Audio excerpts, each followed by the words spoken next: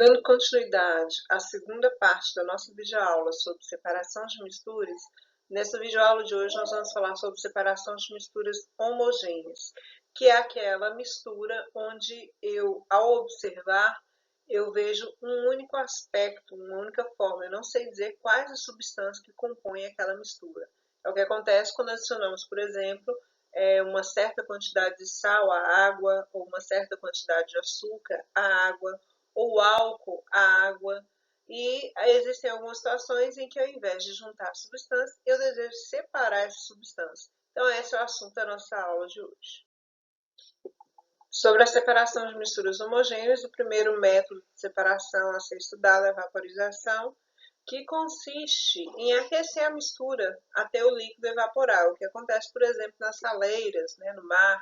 Então, a água do mar ela é aquecida naturalmente, isso ou por meio de caldeiras, e através disso a água vai evaporando e o sal vai ficando. No próximo exemplo, nós temos aí a separação de mistura homogênea a partir do processo de destilação simples, que se baseia nos diferentes pontos de ebulição das substâncias. Como exemplo, nós temos aqui a água com sal. Essa água com sal, ela, num balão volumétrico aqui, representado por essa figura, ela está sendo aquecida nesse bico de Bunsen aqui. Aqui dentro desse balão volumétrico nós temos um termômetro, que é importante para determinar o ponto de ebulição, que é a temperatura na qual a substância vai passar do estado líquido para o estado gasoso. Então, quando atingir 100 graus Celsius, que é a temperatura que nós já conhecemos, já é sabido que é a temperatura de ebulição da água, nessa temperatura de 100 graus Celsius, a água começa a passar de líquido para gasoso. Então, quando atingir essa temperatura, essa água que está aqui, ela começa a evaporar. Aí esses vapores de água entram aqui nesse condensador. O que um condensador faz? Condensa, passa a substância de estado gasoso para o estado líquido. Então, nesse condensador nós temos uma saída de vapor quente e uma entrada de água fria. Essa água fria ela é importante para fazer com que esse vapor ele condense. Ao resfriar, ele começa a condensar. Ele começa a passar do estado gasoso para o estado líquido. Então, aqui essa água ela é coletada. Então, a água líquida fica retida nesse Erlenmeyer, ao passo que o sal vai ficar retido no balão volumétrico. Então, nós separamos essa mistura dessa forma. Continuando ainda, nós temos a destilação, que vai separar misturas de acordo com a temperatura de ebulição, substâncias líquidas, de acordo com a temperatura de ebulição.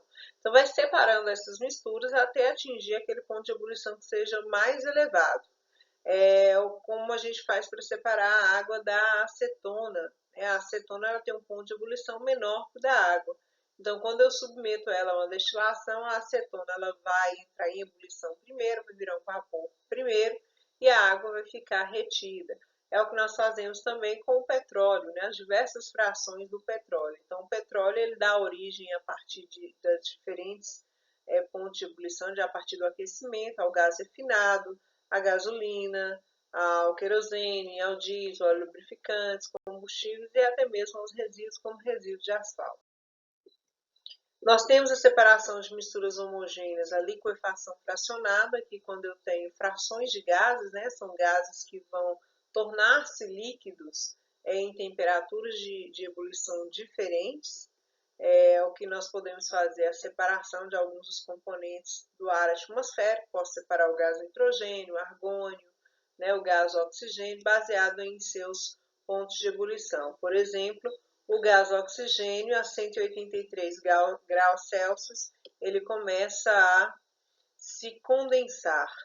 Já o gás argônio a 186 e já o gás nitrogênio a 190. Então, eu vou separando essas frações baseadas nos diferentes pontos de ebulição.